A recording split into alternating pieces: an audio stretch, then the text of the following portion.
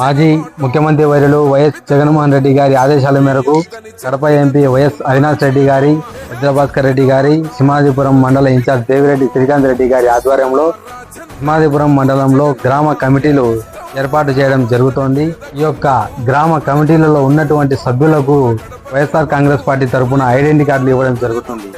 నికార్సుగా party కోసం కష్టపడే కార్యకర్తలకు పార్టీలో ఖచ్చితంగా గుర్తింపు ఉంటుందని వైఎస్ జగన్మోహన్ రెడ్డి గారు చెప్పడం జరిగింది.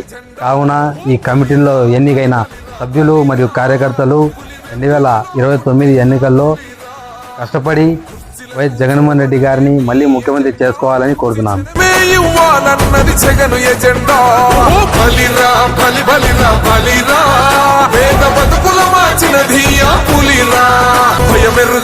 పేరుకు హడలు అసలంచబోడు ఎవడికి మెడలు ఆయనెదురుగా కొడుతున్నారు తొడలు.